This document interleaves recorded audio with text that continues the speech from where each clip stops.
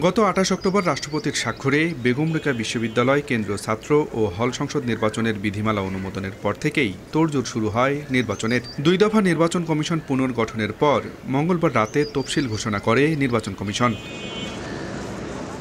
তবে তফসিল প্রত্যাখ্যান করে বুধবার দুপুরে শিক্ষার্থীদের একাংশ সংবাদ সম্মেলন করে। বলেন, ঘোষিত সময় বিশ্ববিদ্যালয়ে শীতকালীন ছুটি থাকায় এই তফসিল অংশগ্রহণমূলক ও উৎসবমুখর নির্বাচন নিশ্চিত করবে না। পূর্ণ বিবেচনায় এনে ডিসেম্বরের প্রথম সপ্তাহের মধ্যে নতুন একটি নির্বাচন ভোটের তারিখ ঘোষণা করার জন্য আজকের আমাদের এই সংবাদ সম্মেলন। আমাদের এই দাবি যদি প্রশাসন মেনে না নেয়, আমরা যদি কঠোর দিকে যাইতে হয়, কঠোর পদক্ষেপের দিকে অবশ্যই আমরা যাব। এ নিয়ে সাধারণ শিক্ষার্থীদের মাঝেও মিশ্র প্রতিক্রিয়া।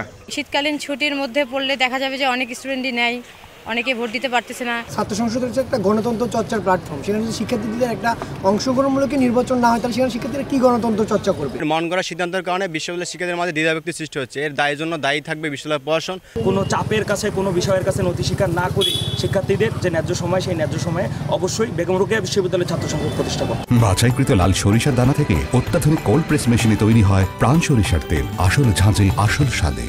তবে প্রধান নির্বাচন কমিশনার বলছেন, নির্বাচনের তারিখ পরিবর্তনের সুযোগ নেই। যতটুকু যৌক্তিক সময় নেওয়া প্রয়োজন প্রত্যেকটা ধাপে, আমরা কিন্তু ততটুকুই যৌক্তিক সময় নিয়ে এই নির্বাচনী তফসিলটা ঘোষণা করেছি। আমরা সেই উদ্দেশ্যে মাননীয় ভাইস চ্যান্সেলর স্যারকে আমরা লিখিতভাবে পত্র প্রেরণ করেছি। শীতকালীন অবকাশটা যেন পুনর্নির্ধারণ করে জানুয়ারিতে নেওয়া। প্রতিষ্ঠার ১৭ বছর পর বেগম রোকেয়া বিশ্ববিদ্যালয়ের আইনে যুক্ত হয় ছাত্র সংসদের বিধান। ভোট গ্রহণের তারিখ নির্ধারণ করা হয় ২৯ ডিসেম্বর। আব্দুর রশিদ জীবন, সময় সংবাদ, রংপুর।